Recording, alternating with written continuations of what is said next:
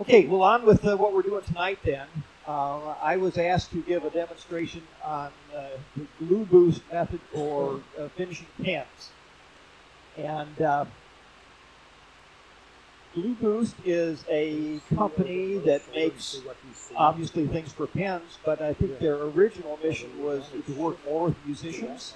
And so they make a lot of things that are used by guitar repair people and things like that for filling in dings. And so they have various kinds of products that you can color and all that. All I'm using it for is just it's basically another form of CA finish. So from a little bit of a historic perspective, I don't make a lot of pens. I just make them because they're fun and I make them for gifts. But anyhow, when I started making them a long time ago, about the only finish that was available was something called Hut. If you look in the catalog for Penn State Industries, you can still buy Hut. And basically what it is, it's kind of like a wood-toned crayon.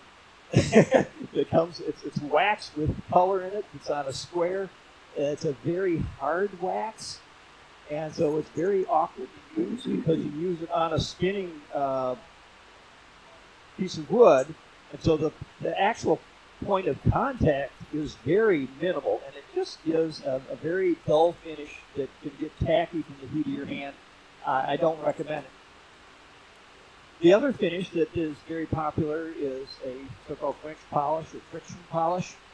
And in that instance, you just sand the wood down, then you put on a sanding sealer, sand that down lightly, and then add the friction polish. And that's just merely a matter of putting the polish on a rag, and it's holding it, running back and forth, adding multiple coats. And when I do that, it is important to build up the friction. And so this is a Kevlar glove. And you can see what the heat has done to the glove just from pinching for dear life to build up enough friction to get the polish to do what it's supposed to do. So it's a good durable polish. It has more of a, you're supposed to be able to get it up to a gloss. It always seems to be more of a satin. And we'll get back to that in just a minute. The next thing that came along then was the CA glue finishes. And these have been popular, and I tried them, and I just got frustrated. The downsides of them, or the limitations of it, is that most of the CAs are very smelly. They can be irritating to your eyes. The work time is very short. If you take too long, you've just glued your paper towel to the piece you're working on. But all that you can overcome. The thing that was a real kicker was if you use the accelerator on it, it's not infrequent for the accelerator to turn that last layer of CA that you put on there into a white crystalline frost. And it's opaque, it's rough, and your only option is to sand the whole thing down, start completely over again.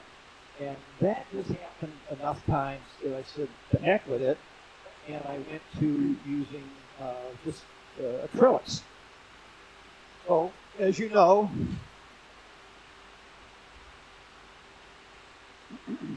on acrylics, you can get a very nice finish. Here's just a couple examples of pens made out of acrylic blanks. But in reality, what you're doing with cyanoacrylate is building up a layer of acrylic. So you should theoretically be able to get the same finish with a cyanoacrylate derivative as you get on an acrylic blank. So along comes GluBoost. And GluBoost is just another form of CA, but they make several claims, and after a while I decided to go ahead and try it, and I think their claims are quite good. So what I've done tonight for purposes of this demonstration is, the way things are finished, the way we appreciate them is up to the beholder. And so I'm not here just to sell GluBoost, but to show you how easy it is to use. And then what I've done is I've made 3 pens that are done except for the top section. And all these have 3 to 5 layers of a French polish finish on them. And what we're going to do is make the top section now, put that on, pass them around, and see what you like, see what you think. Scott has made some overlays for us because I'm not sure how well you're going to be able to see some things that I'm holding. So there are pictures that will appear on your screen that should correspond to some extent with what I'm holding here. So one of the things I like about GluBoost is these pens are 3 very distinct substances, shall we say. 2 of them are wood. Let's start with this one. This is a box elder burl, and if you work with that, it tends to be very dry. It tends to have a lot of pock marks in it. Here, I filled that with some silver there. And so it tends to be quite absorbent of finish.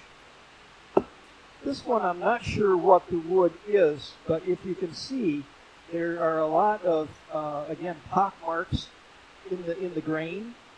And you just can't sand those away. You just get down to another one. Keep sanding. It's just the nature of the wood. It's got these little, well, not quite channels, but these the divots in it, if you will. This third example, this is a blank that I've had for a long time. I don't know if you can even buy these anymore, but what this is compressed newspaper. And so it's a very different texture, and you can imagine, since it's paper, that it is fairly absorbent and might be difficult to work with. So on all 3 of these, I used GluBoost to get the finish that you can see here. A couple other things that I like about GluBoost is they say that it is self-leveling. I don't know if that's completely true because I've managed to screw it up a time or two, but basically it goes on. If you don't get carried away trying to put too big a glop on there, it does level out pretty well. So when you do a normal CA glue finish, you put on some thick and you sand it down, put on some more thick, sand it down, and then you go to thin. There's just a lot of steps. With the GluBoost, you just put on the thick, give it a little spray, put on another thick, give it a little spray, and then go to the thin, same thing. And it levels out better. There's less spiraling, I think, with the other products. Yes. Yeah. Fast? Slow? No, slow. We'll do it here in a minute. The other thing that I've noticed about it is this one with all the little pock things on it. This does not have any sanding sealer, nor does this. When you use the French polish, I always had to use a sanding sealer for sealing reasons. But with this, you don't have to do that. The problem that I sometimes have using a sanding sealer is that you have to sand it. And it always generates a white powder, and that white powder tends to get into the little crevices that you're trying to fill. And even if you go over the pen with a little bit of alcohol and try and get all that out, frequently there's just a little bit of residue left.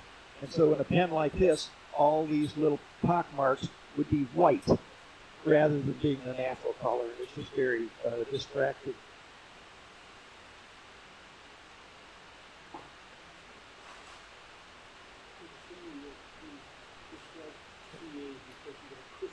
So what we're going to do now is actually do a couple pens. Let me just get a little plastic here. It was 94 degrees when I was driving up here this afternoon, so we've got some fans going on in here, so hopefully things will stay relatively well put. So what I have is a blank between centers here that was previously turned on this same mandrel, and so that the bushings here on either end determine the appropriate size. I sanded it to either 400 or 600, I forget which, but I always do it in about that range. And so now we're going to go ahead and start using the GluBoost.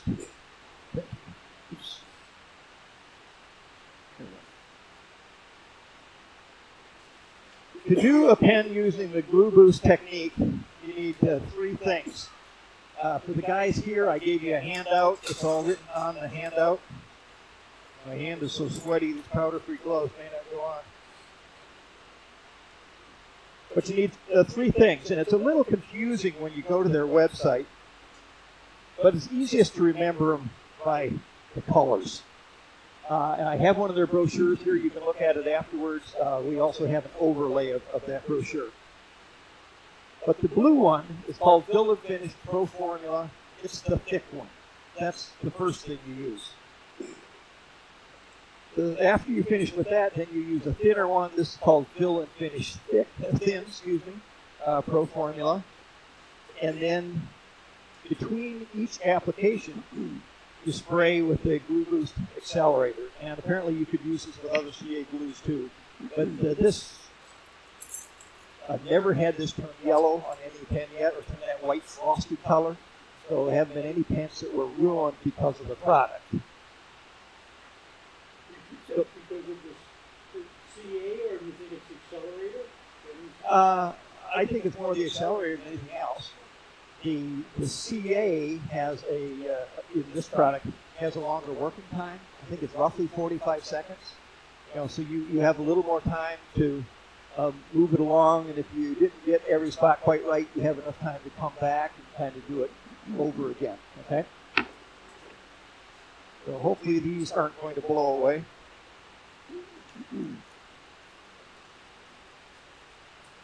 I'm just going to use some of the paper towels.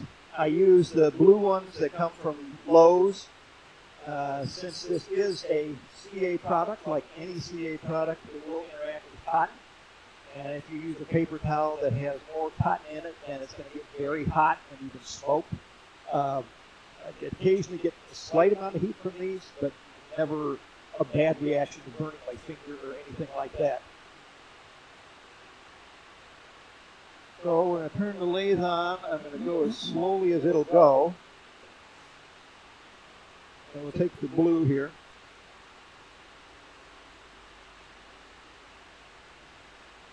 I hope. Oh yeah, it is threaded the whole way, sorry. Can you turn off the fan just for a few minutes, Jim? Want it off? No. I'm asking you. Oh, I think we'll be okay. Who's off? There's one back there. It's so hot in here that well, I'm just putting a little dollop of the stuff on here. I started in just little waves, went back to the beginning.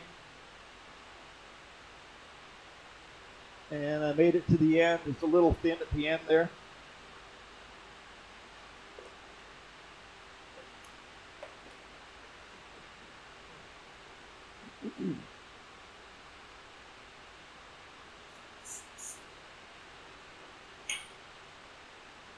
And as fast as I can do this, we can keep going.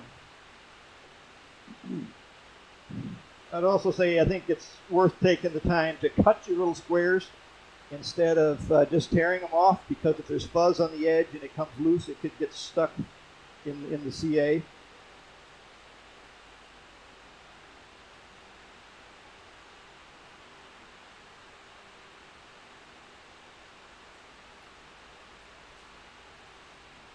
Okay, so that's 2 coats of the thick.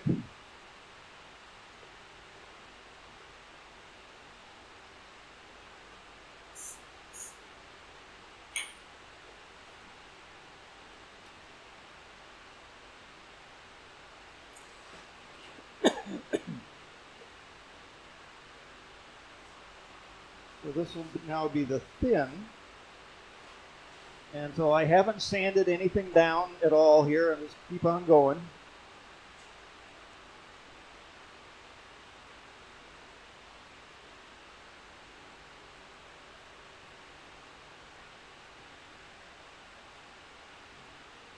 We'll do this 3 times.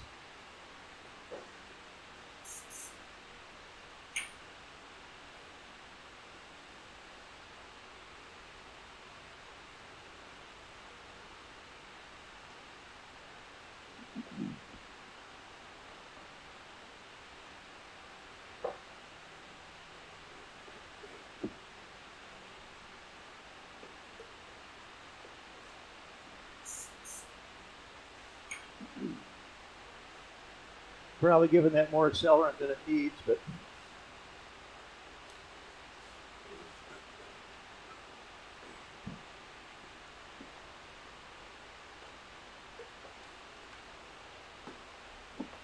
what is that? 3 coats of the thin? Yeah, so we're going to have 5 coats on here altogether. You can do more if you want, but this should be enough. We'll give that a blast. So now the only leveling step then is to take some 4-0 steel wool.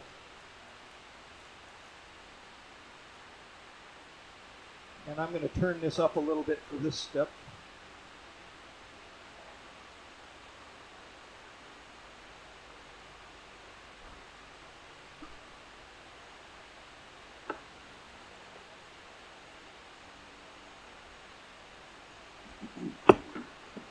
Okay. The light's a little far away, but that should be okay. So now what we have is a piece of wood that's been encased in acrylic. And so we're going to treat it like an acrylic pen. So that means that we are going to use the micro mesh. And so that's what's in this little thing here. Micro mesh comes in grits from 1,500 to 12,000. It comes with a little card like this. I'm going to start with some 1,000 grit, just some emery paper here, just to wipe this down just a little bit first. So this will all be wet sanding. Is that water? Yes, just water. No soap in it? No soap.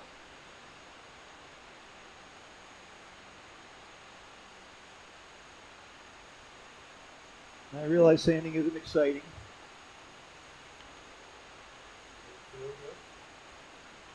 I can feel what ripples I had in there coming out. Okay, so now I'm just going to go through the sequence here.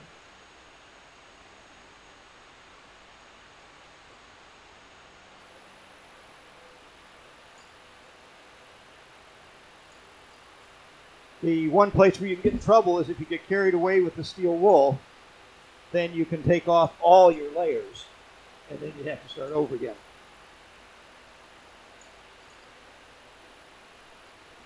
Steel wool is equal to in sandpaper?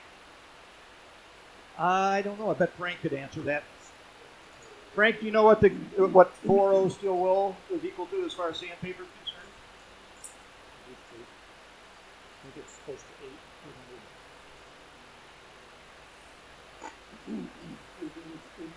I think it's close to 800. So I'm just going through the grits here. Eric Brown thinks that it's the 4-0 steel wool is 800. Okay.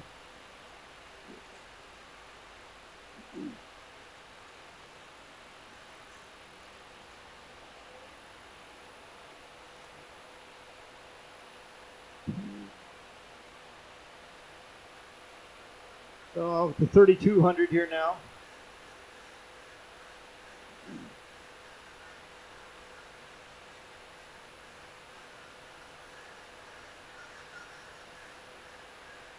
Take a little rag to wipe that slurry off.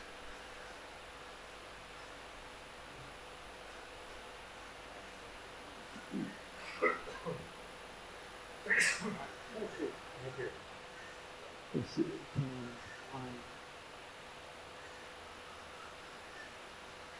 3,600.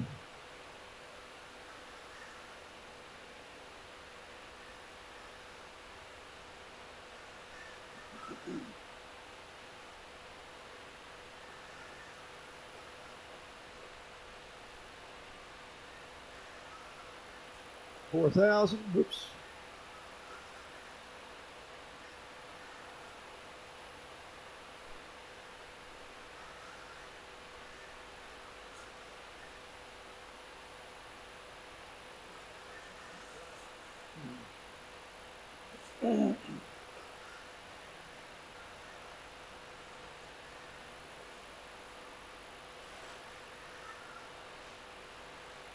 We're up to 6,000 now.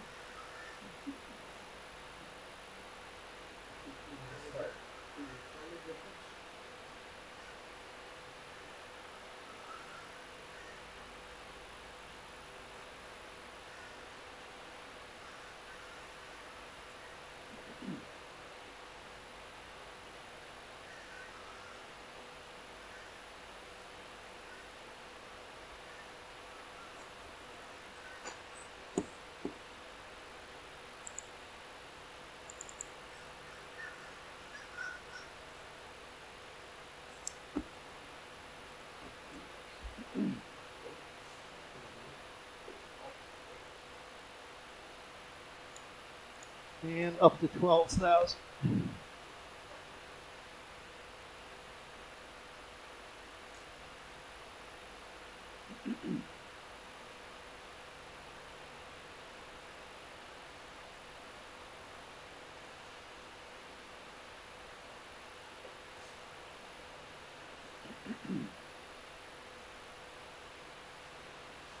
Okay. And it could stop there, but the final step is a polish. Hopefully this nozzle hasn't clogged up. Focus on the polish there? Pardon? Cigar polish logo to the. It's a plastic polish. This is from Craft Supply. This top frequently gets plugged, so I'm just going to get a little this way.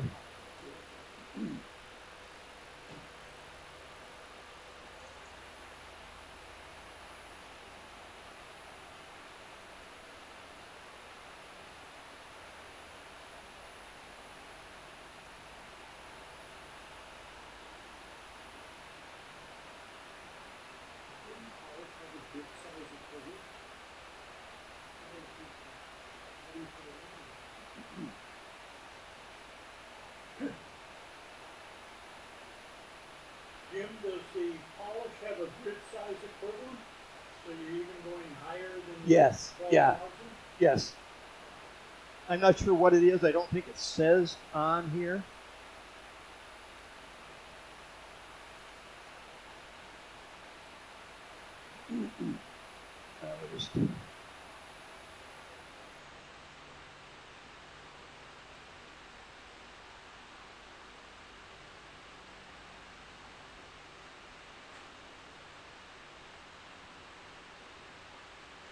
Well, I did get some little white pock marks on this one.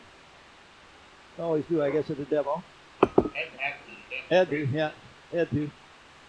Go away, do it again.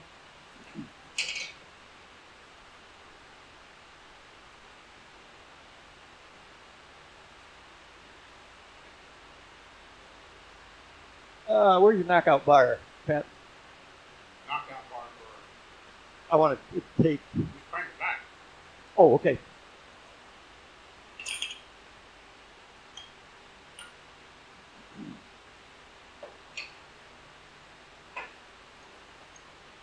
Let's see if this is going to work. No.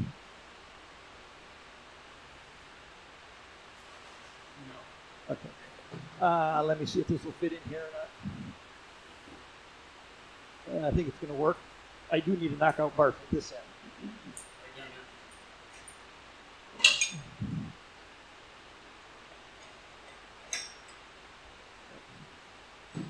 So one of You want the sleeve? no, I don't need anything more. So one of the easiest ways to put pens together is they make all kinds of fancy things. But these are little magnets with a piece of plastic on them.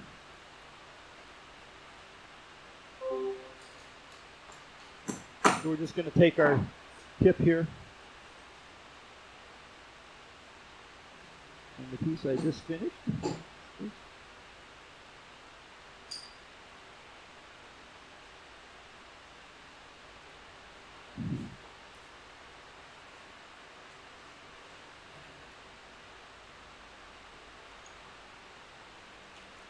Oops.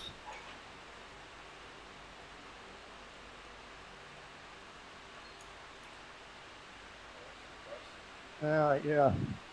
I should have taken time to spin that around and cover up the little pock marks. But this goes with this.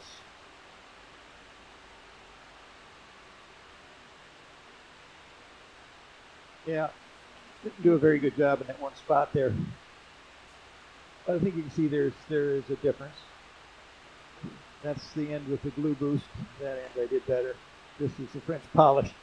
So while you're passing that around, I'll stick another one on here if that's not too boring for you. If you want to see one more, or have you got it? No, not at all. Okay. Because then what we're going to do next is just go through a basic, quick tutorial on pens in general.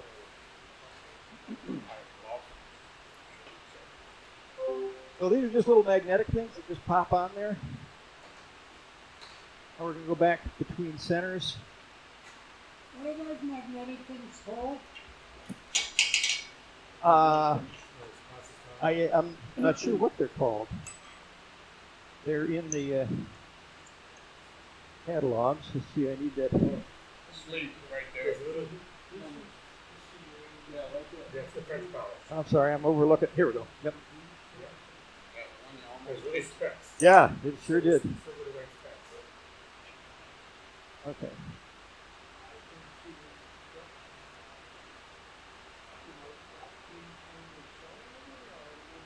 I think I just didn't clean it well enough between. I just didn't clean it well enough between every, and maybe didn't sand it quite well enough. From the sanding. Okay, so we'll start over here again now. So we've got a sanded blank on here. We're going to slow it way down. Turn it on. I'm not going to worry about that bag. I don't think we're going to make a mess here. So we'll go back to the blue.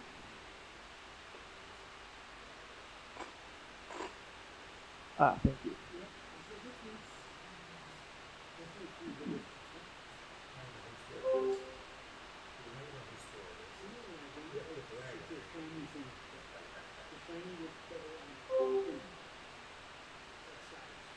But what I like is you never really have to stop. You're always in motion.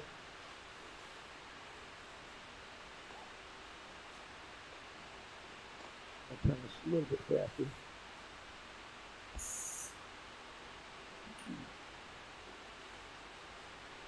So we'll do a second layer of the thick. Jim,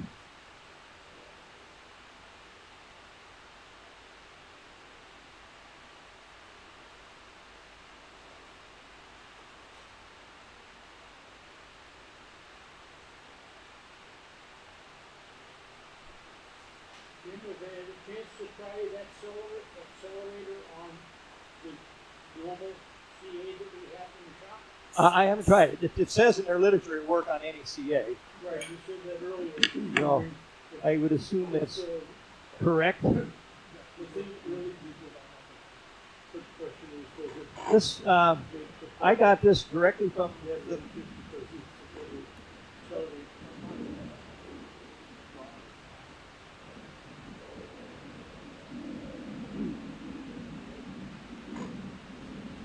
I ordered this directly from the manufacturer.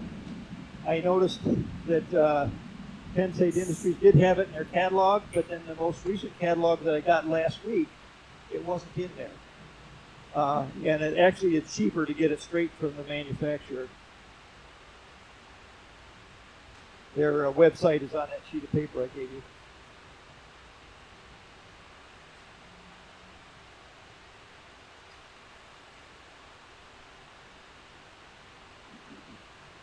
So again, we're not using any sanding sealer at all. We're just going straight to this stuff. Have you pre-sanded these? Yes, So, to what? to either 400 or 600. I knew you guys wouldn't enjoy watching that, so I got them ready. So this is our third.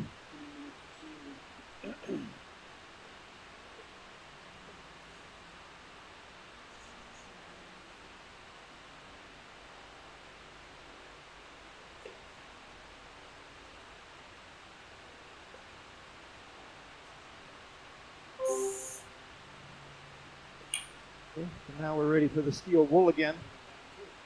So even though it's a lot of steps, in the long run, it's actually faster than waiting for a sanding sealer and sanding the sanding sealer and then putting the CA and sanding the CA. Third one's this. The blue one is the thick one, and then the orange is the thin one.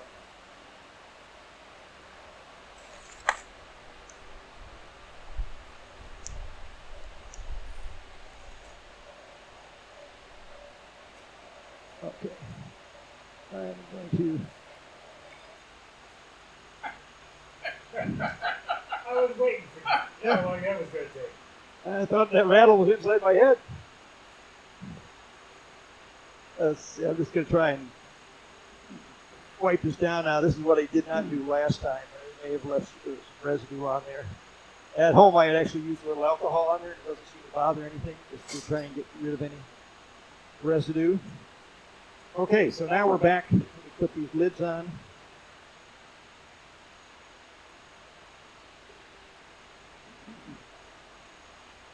Now we're back to sanding. So we'll start with this 1000 grit.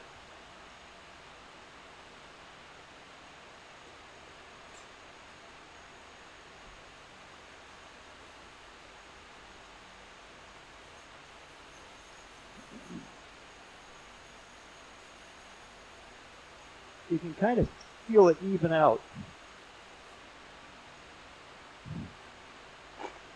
Okay, now we're back to these. Starting at the 1500.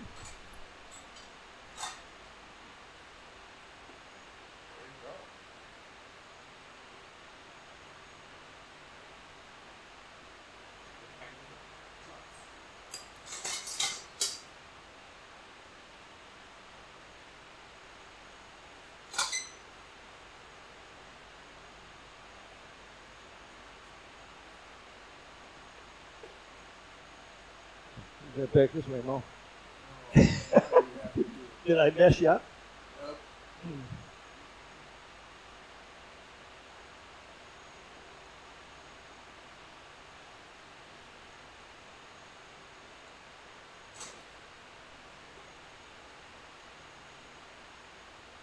So from my vantage point, I can see a little bit of a slurry building up between the wood and the pad.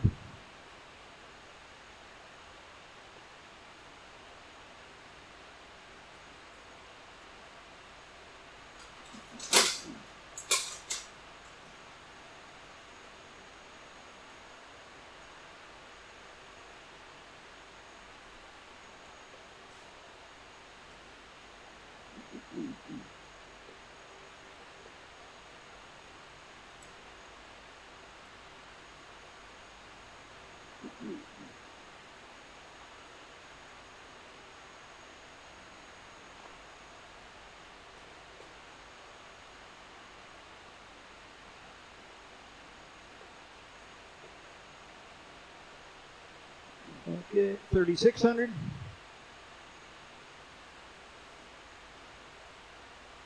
The micro mesh also comes in sheets. But if you're using the sheet, then it also comes with a little block, and you have to use the block, and the block is quite firm. I think these are much easier to use to contour to the blank. I think it's like $16 for the set of all of these, and they last a long time.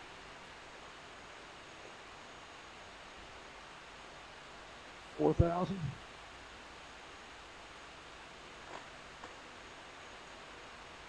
You leave them soaking in water in between purpose? I take them out between times, because what you can do is just put them under the kitchen faucet, rinse them off, and there'll be a little bit of white residue on here now from having done this, and you can just rinse that residue off, and then they're kind of good to go again.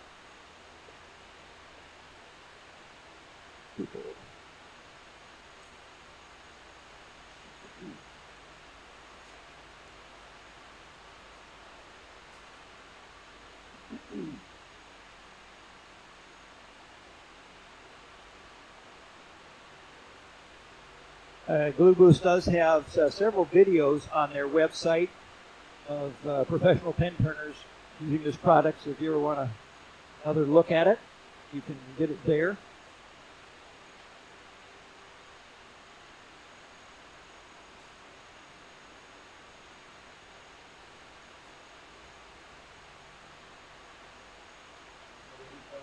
$8,000 this time. One more to go.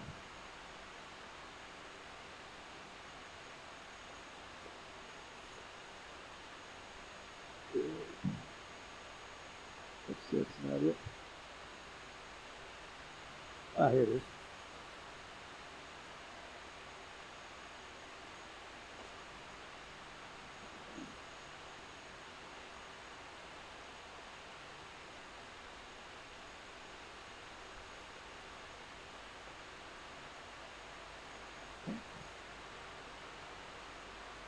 All right, so that's all of those. Now we'll get our polish over here again.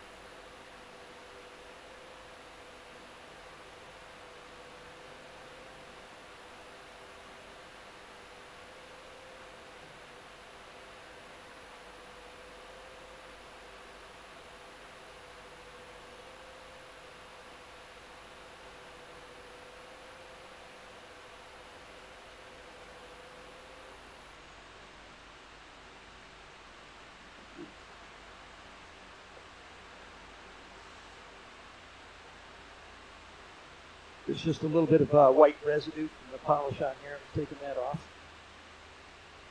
Now you notice that I used the CA with the bushings in place.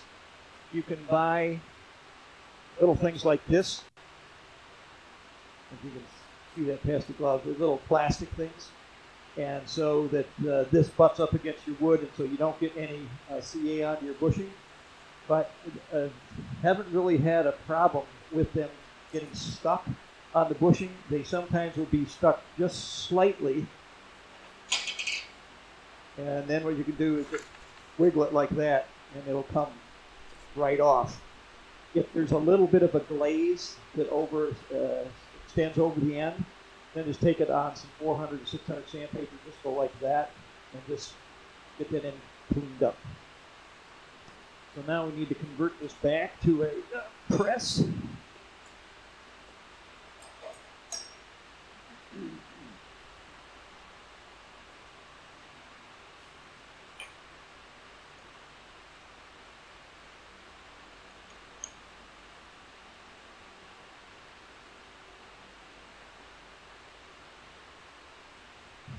How did you get that out of here last time? I don't know. If you ever get one out like that, it's never put in box.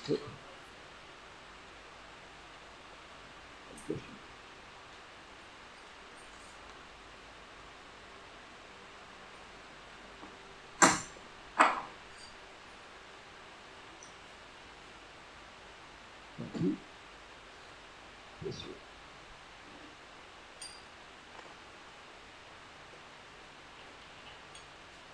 Okay, so we're just going to take our tip and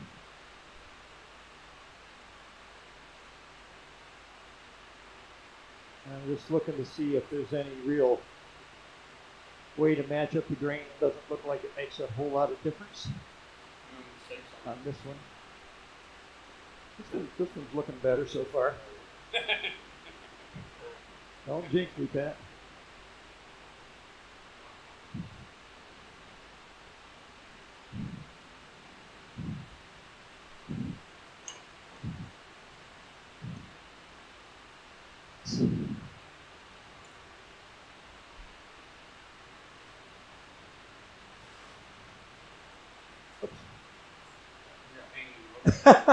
So just pass that around. And again, I'm not saying one's better than the other, but just to see that there is a difference. And this is a fairly simple technique. Doesn't take a lot of time to do, and just requires the four products, I guess. I've got a third one, but I'm not going to waste your time with that. But what I'd like to do, if you're interested, is just go back and just give a quick summary of pens in general. And part of the reason for this is that we really want to encourage people to participate in our pens program for the veterans. If you don't know, the club has a supply of pens. It happens to be what's called the Slim Line. Oops, that's not it. There is one here somewhere, or there was. Is that the one you passed around, Jim? Yeah, the ones you're passing around are the Slim Line. Anyhow, the club has the kits, and you're welcome to go to Frank's anytime and pick kits up, take them home, make them, return them, and yeah, this is one right. This is one of them right here. and then we send them up to a place in Virginia, and they distribute them to worthy vets. So we really appreciate it. A shout out to George Walker. I don't know if George is on tonight or not, but went to Frank's the other day, and he had dropped off 50 pens there. In fact, I've got, he had 10 bags full like this, all made very, very nicely. So thanks to him and to all the rest of you who have participated in this program. So I'm just going to go through the steps and not really turn one, because that's the easy part. But like everything, there are pitfalls that can occur, and if they're there, I seem to be able to find them. So how the process starts is you need to pick out a pen kit. So if you go to Frank's, you'll get a bag like this with 5 kits in each bag, and you're welcome to take 5 or more. And each kit in there comes like this. The guts of it is these 2 brass tubes that are going to wind up being inside your piece of wood. Now, this pen that we make for the veterans is one of the easier pens to make. And there's several things that contribute to the ease of a pen. One thing is that both of these tubes are exactly the same length. So you don't have to worry about getting that screwed up. The second thing is that the length of the pen, when you wind up putting in, let me open this up so it makes some sense to you.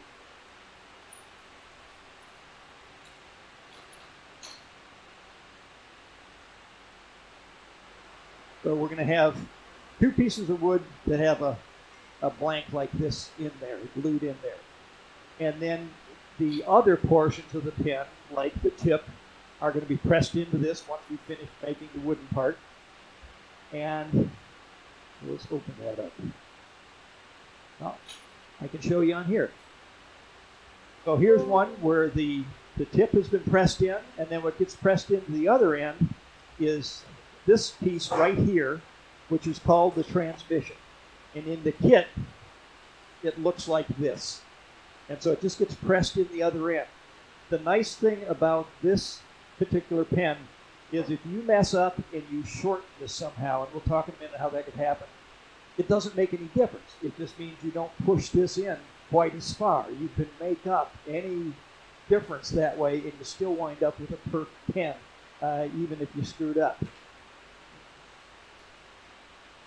Okay, so the first thing you have to do then is pick a pen, and different pens have different size tubes. These happen to be 7 millimeters, and that's a very common pen size in some of the easier pens. It's important, let me just show you an example. Here's another pen kit, or extra tube, and you can see there's 2 different tubes of different sizes in there.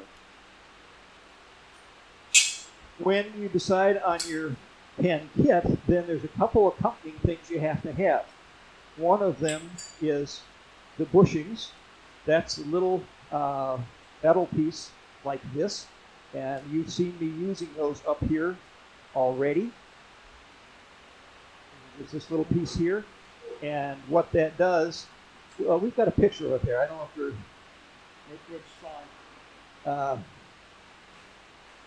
let me get back on track here in a minute, and I'll find that for you. So this has to fit on a piece of metal called a mandrel. Your bushing also has to fit on that same thing. And the bushing, its function is to determine, that guides you as you're turning your wood, how far down you're going to turn your wood.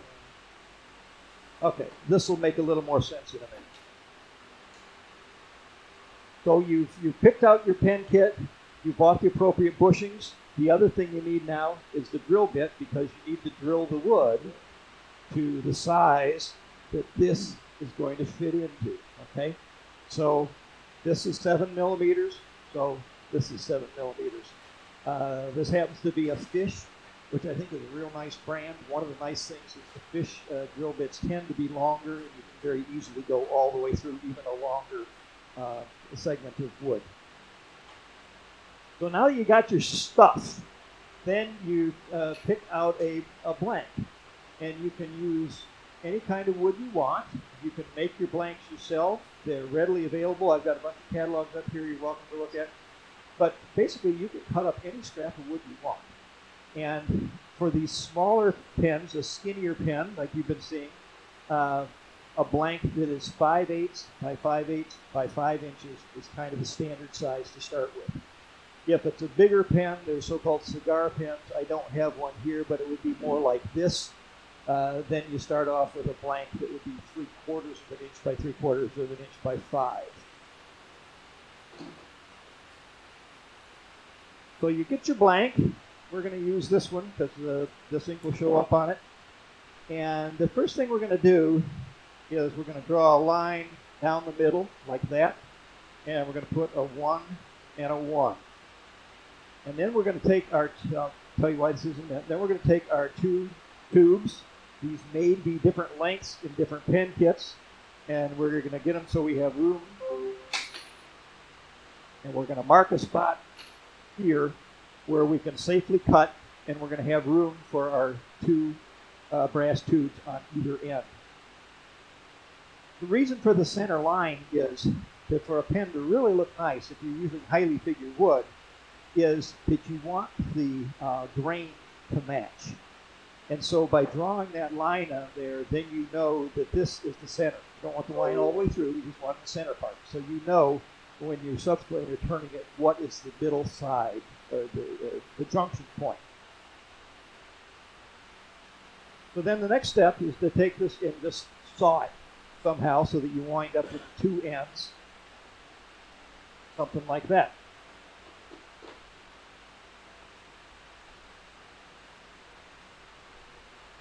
The next step then is you need to drill a hole in the blank using your drill bit, and you want to get it vertically through the blank. So the easiest way of doing that, I found, is just using a little press like this. You just put your blank in there.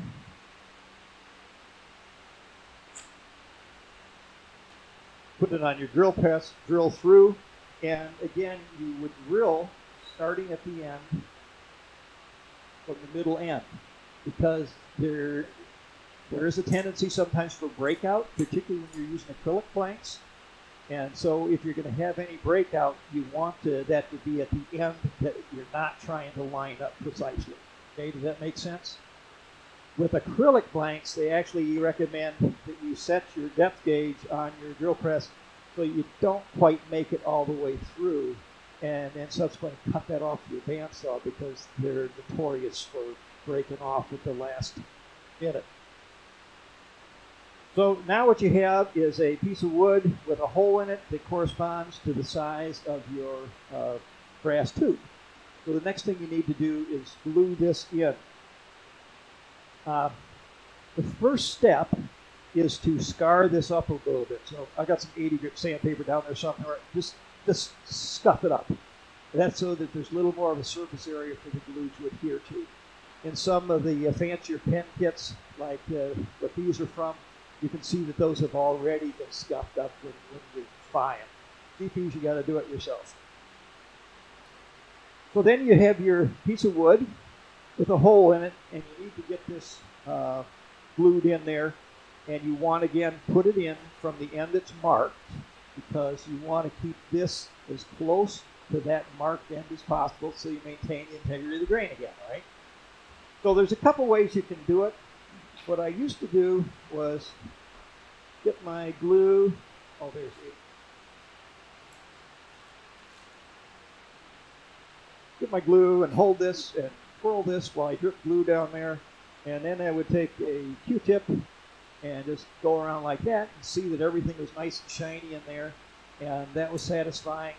And then I would put the thing in, and you just about get it in, and it would lock up before you got it in far enough. Ah! Nuts. Well, part of what's doing that is that the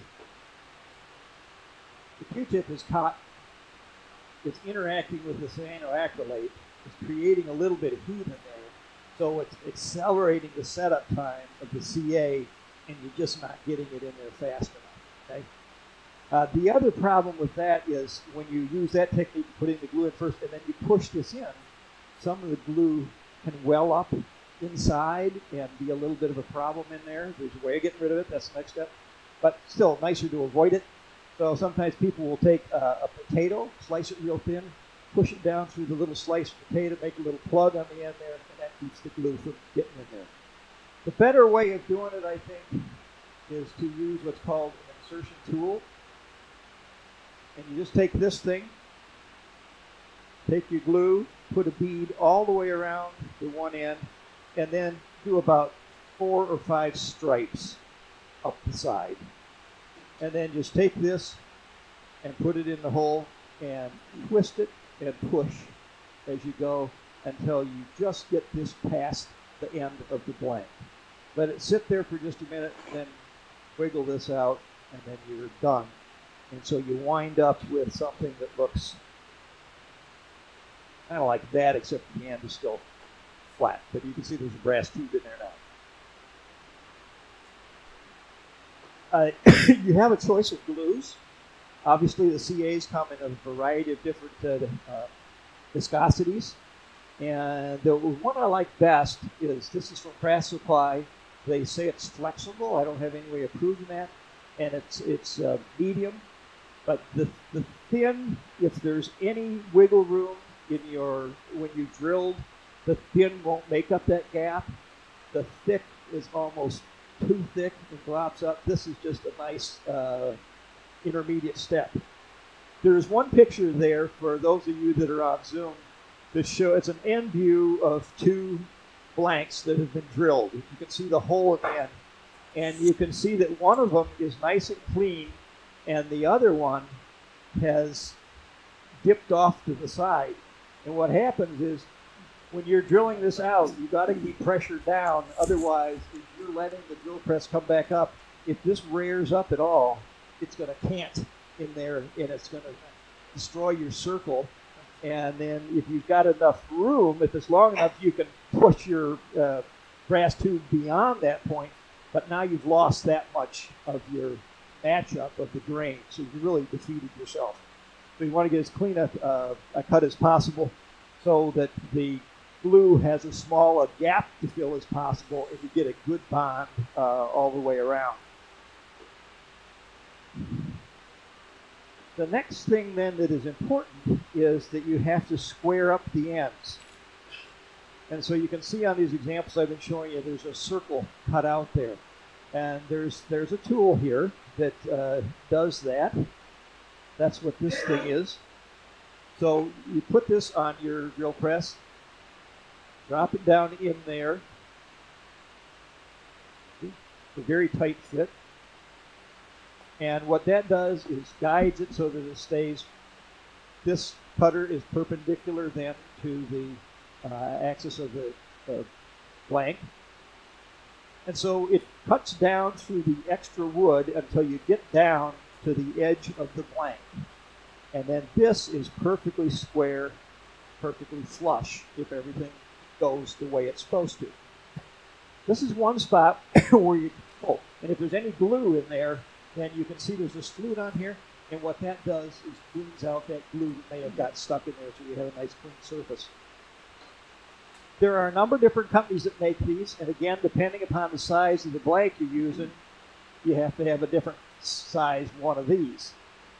And the only trouble that I ever ran into is on this one brand, this one.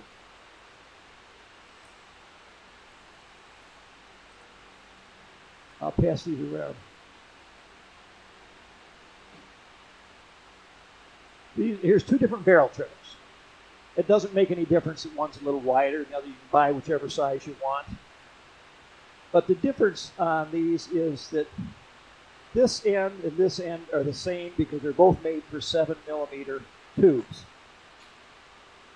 But this one has a smaller diameter up here than this one. And that seems like, well, maybe you want the bigger one. The only problem is, since this has a shift in the diameter, there is a little bit of a divot right here, so when this goes down, it pushes right against that. All right, and then I would set that. tighten the set screw nice and tight.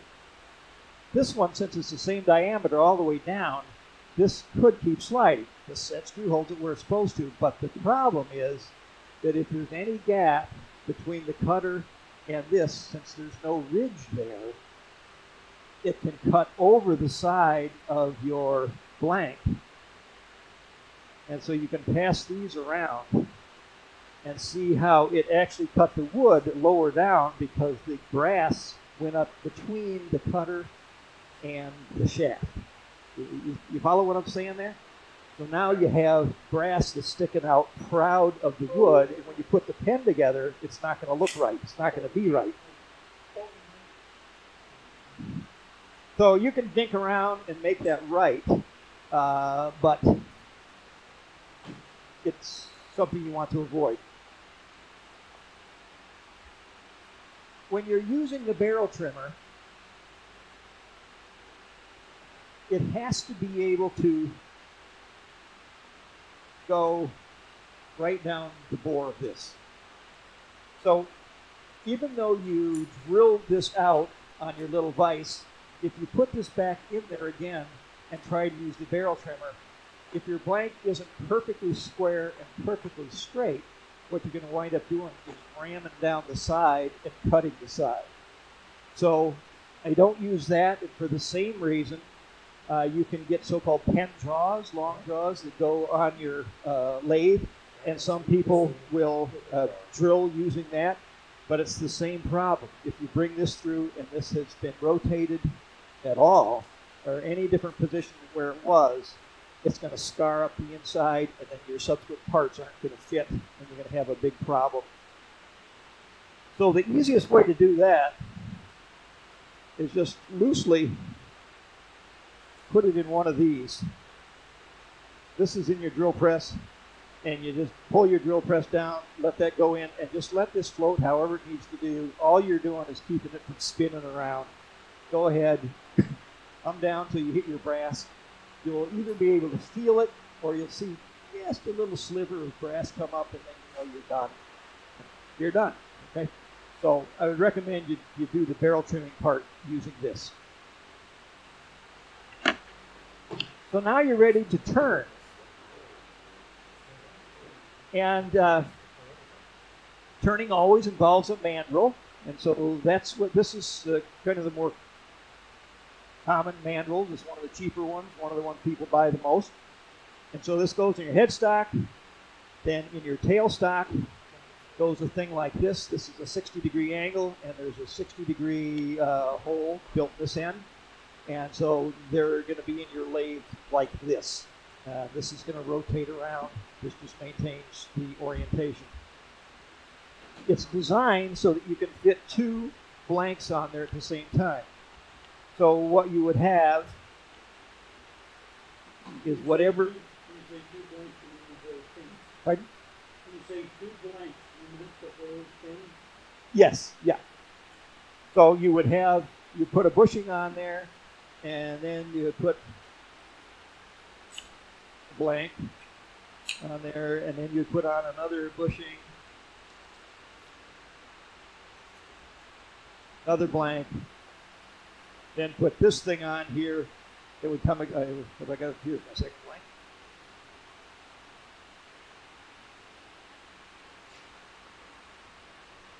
Okay, we need one more bushing. So I got one up here. It's here somewhere. That's okay. So there would be one more bushing here, and then this would come on. And the point of this is to put pressure against that bushing and to put pressure against these things and hold them from spinning as you turn it. So you got this in here. And you got this in here. And you turn away. The problem is that you have to have some pressure on this. And what happens over time as you're turning or you're doing your finishing, you see I had my hands pushing against their sanding and everything, is that these things tend to warp a little bit.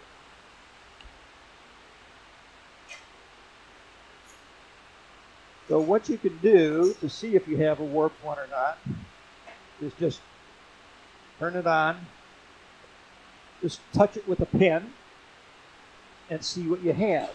To save time, I did that at home.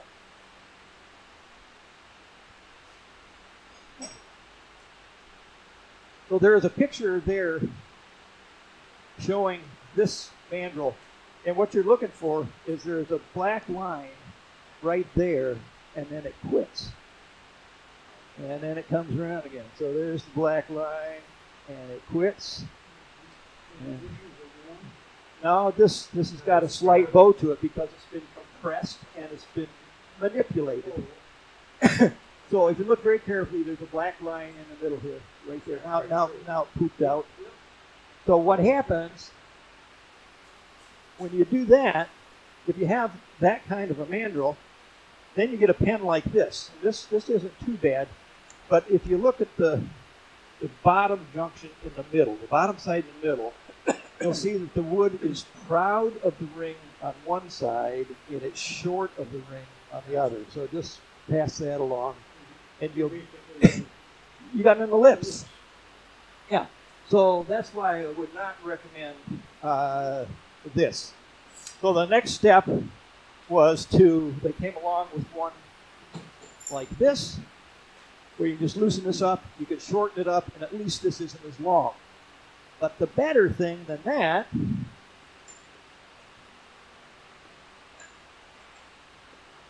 was to have what's called a mandrel saver. And a couple different companies make these. Penn State has them. This one is from Craft Supply. Whoops. Oh, You got a job. sorry, Pat. Get that out of there again.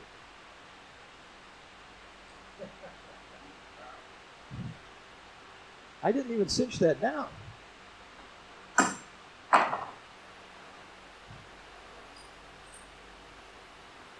Thank you. So what this does now is you have your blanks and the spacers on there again, and then this just comes over and pushes down, and so the push is not on the mandrel, the push is on the wood and on the bushings. And so there's no inclination then or less inclination for the mandrel rod to actually bend. So that does a nice job. That's a great advantage. You just do one at a time, but it's a much truer way of doing things. The next step that came along, and what I like to use now, is called between centers. And what that means is this is the mandrel size, same as that black rod. This is the mandrel size on a live center. And so this is what I was using when we were turning the stuff. So my bushings are here somewhere. Maybe they're on that other rod. Where'd it go? Anyway, good. So my bushing goes on there. That determines size. My blank goes on there like this.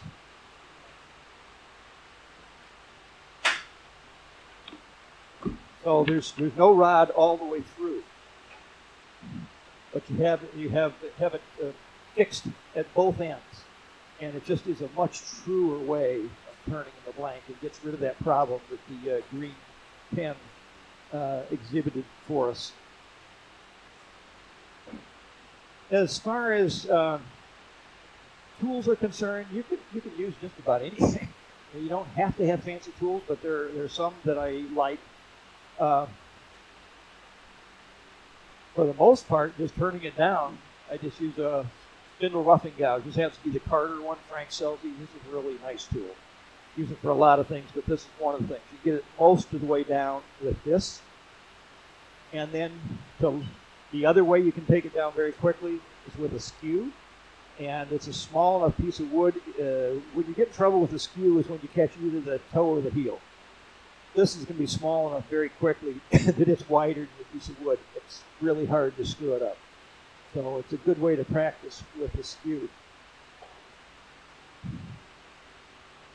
This is the easy wood turning tool. and with a carbide cutter. Just about everybody has a clone of this now. And as you're aware, some of these are square, some of them are called R2, some are called R4. The R stands for radius. So this is an R2. It means there's a 2-inch radius curve on here. So there's a little bit of rounding. So as you're coming along your piece of wood here, it allows you to flatten out any curves that got left with your spindle roughing gouge, but the corners don't dig in. The other advantage is at the corner. Pick one of these.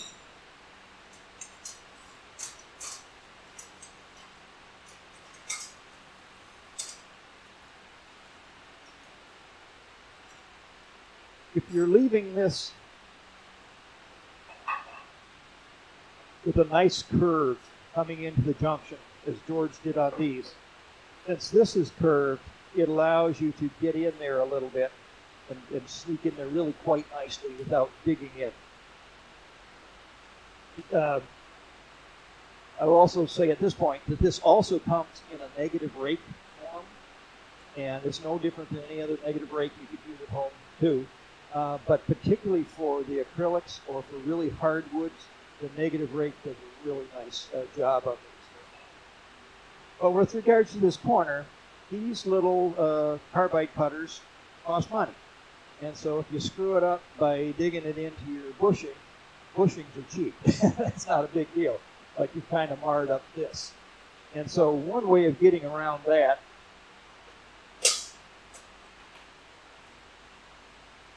is with this tool, which is called a Smoochie Gouge, or another catalog has a different name for it. But basically it's a round piece of stock that has just been cut across. And so it has this same bevel, so when you're trying to get into a corner, you can come on in, and the tip is going away from the bushing. That makes sense to you? So you can just come on down there, and this is getting itself out of your way.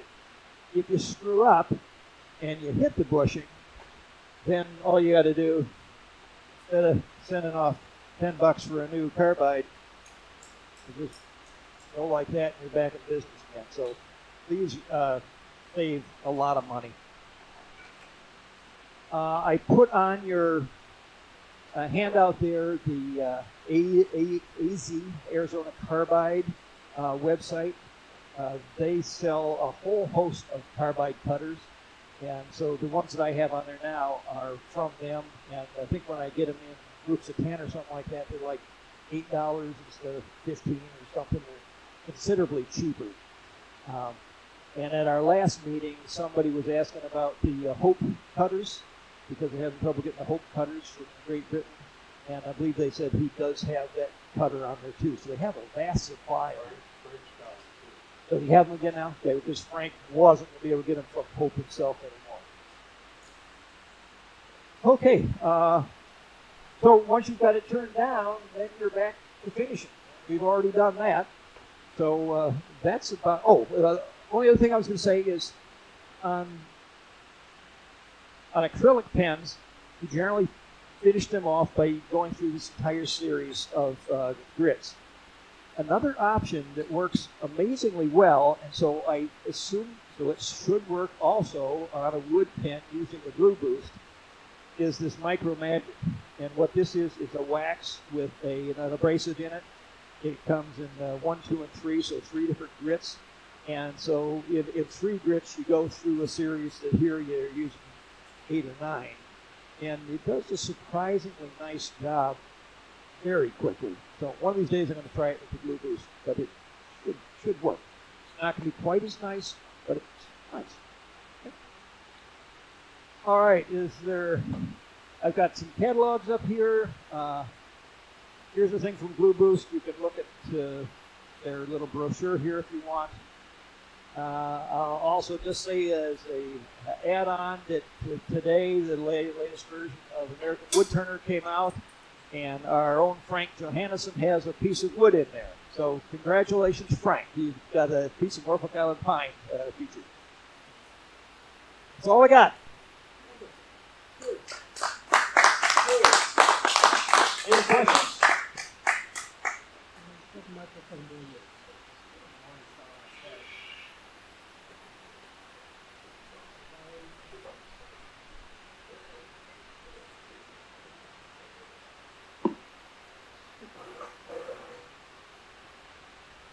Well, thank you very much, Jim. That was very enlightening. Can I ask Jim a question? Sure. Can I ask Jim a question? Yes. Yes. Go ahead. In regards to GluBoost, Yes. what is that master tint that they sell? Is that to color the GluBoost, or what's that for? Yeah, I think they primarily use that on instruments. You know, when they're trying to match something on a guitar, like on a fretboard or something like that. The last order I got at GluBoost, they sent me a little packet of the color powder, but I haven't tried it yet. You can also get the GluBoost like I was using today, already tinted black, but only black. The other product comes in quite a few colors. Okay, so you tint the whole bottle? You tint your whole tube? I think so, but I haven't tried it. I'm not really sure. Okay, yeah, I'll give it a try. Hey, Okay. Thanks, I really enjoyed that. Oh, good. Thank you for listening. Anybody else? Any other questions for Jim? Well, guys, thank you all for coming.